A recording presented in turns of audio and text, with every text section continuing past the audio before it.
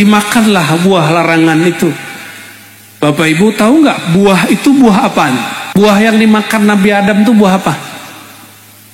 Buah Mojopahit, buah Mojo Agung. Buah apa itu? Ada yang tahu? Buah khuldi itu nama dari syaitan. Masa ngikut syaitan? Apaan? Buahnya ada loh di Indonesia. Buah apaan? Buah tin. Apel. Itu satu kaul. Ada di tafsir Ibnu Katsir. Buah apa yo? Labu.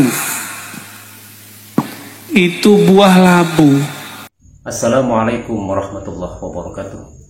Bismillahirrahmanirrahim. Alhamdulillahirabbil alamin wassalatu wassalamu ala asyrafil anbiya wal mursalin sayyidina wa habibina wa maulana Muhammadin amma ba'du.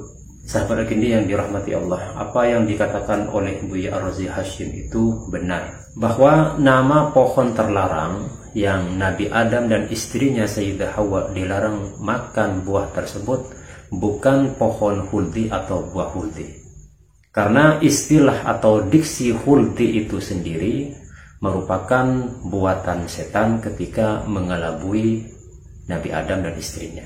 Hal ini sesuai dengan firman Allah Subhanahu wa Ta'ala ketika menceritakan diksi atau istilah sajaratul khuldi yang dibuat-buat oleh iblis untuk merayu kepada Nabi Adam agar Nabi Adam memakan buah terlarang tersebut.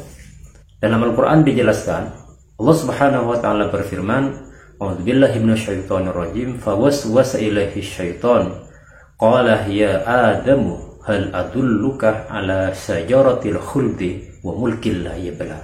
Jadi kemudian setan atau iblis mengganggu atau merayu atau mengelabui Nabi Adam. Kemudian dia berkata kepada Nabi Adam, hal adulluka ala syajaratil khuldi. Ini perkataan iblis.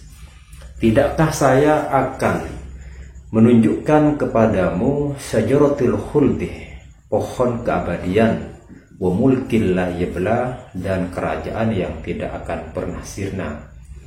Nah, kenapa iblis sampai mengatakan istilah syajaratul khuldi?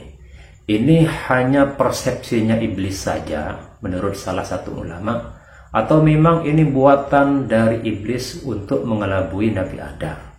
Jadi sekali lagi, istilah buah khuldi itu bukan nama dari buah yang dilarang kepada Nabi Adam untuk dikonsumsi, bukan.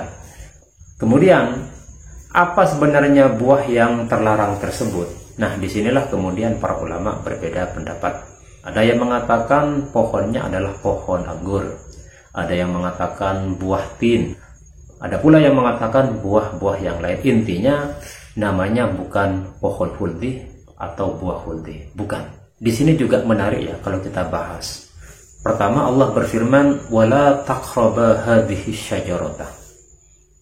Janganlah kalian berdua mendekat terhadap buah ini. Nah, di sini Allah melarang untuk mendekat, bukan untuk makan. Disinilah diantara balaghatul Quran.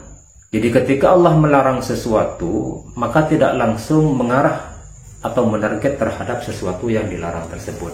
Dan larangan-larangan kayak gini banyak di Al-Quran ya. Larangan mendekat seperti ini. Contohnya, wala taqrabuz zina. Kemudian juga, wala taqrabus sholata wa antum sukara. Ada juga, wala taqrabu malal yatim illa billati hiya ahsan. Ada juga terkait dengan larangan seorang suami mendekati istrinya yang lagi haid. Yas'alunaka 'anil mahid Qul huwa adza fa'tazilun nisaa fil mahid wala taqrabuhunna. Nah, ini dalam rangka saddud dzari'ah atau tindakan preventif kalau bahasa kita. Nah, dengan larangan mendekat saja tidak boleh, itu justru lebih berefek terhadap orang yang dilarang. Satu contoh seperti ini. Kalau kita melarang anak kecil agar tidak nyemplung ke sumur, nah biasanya kita bilang jangan main-main dekat sumur. Bahkan jarang kita mengatakan jangan nyemplung ke sumur. Nah, itu adalah tindakan preventif atau saddud dzari'ah. Dan itu lebih berefek terhadap psikologi orang yang dilarang. Kemudian yang kedua, nah menurut sebagian ulama melalui ayat wala taqraba hadhihi syajarah, di situ kan ada isim isyarah hadhihi. Kemudian musyar ilaihnya asyajarah.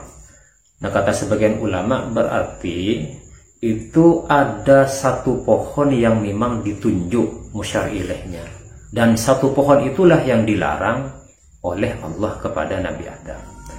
Tadi kan saya sudah bilang bahwa dalam menyikapi nama pohon yang dilarang itu kan banyak pendapat dari ulama. Anggaplah kita mengikuti pendapat yang mengatakan bahwa pohon tersebut adalah pohon anggur. Nah, yang jelas pohon anggur itu banyak di surga. Anggaplah begini, ada satu petak sawah, kemudian di sawah tersebut atau di kebun tersebut ada banyak pohon anggur.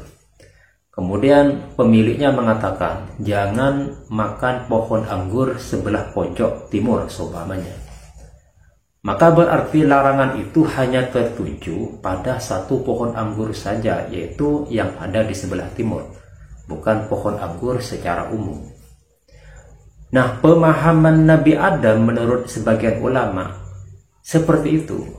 Jadi kenapa kemudian Nabi Adam itu setelah dirayu oleh iblis lalu makan buah terlarang tersebut? Karena pemahaman Nabi Adam yang dilarang itu bukan jenis pohon anggur, tapi satu pohon anggur. Karena di situ Allah menggunakan redaksi wala taqraba hadhihi syajarata. Jadi jelas menunjuk kepada satu pohon. Dari situlah kemudian Nabi Adam berijtihad, gitu ya, kata sebagian ulama. Isi ijtihad Nabi Adam itu berkesimpulan bahwa yang dilarang itu hanya pohon itu saja, bukan jenis dari pohon anggur itu sendiri. Hanya saja kemudian ijtihadnya ini keliru. Dan yang dimaksud dengan hadhihi syajar itu adalah jenis dari pohon anggur itu, bukan pohon anggur tertentu. Sehingga semua pohon anggur dalam segala jenisnya itu tidak boleh dimakan. Dengan begini, kesalahan Nabi Adam ini bukan murni hanya karena rayuan dari iblis, tapi karena kesalahan ijtihad. Tapi ini menurut sebagian ulama ya. Dan ini ya menarik juga kalau kita kaji.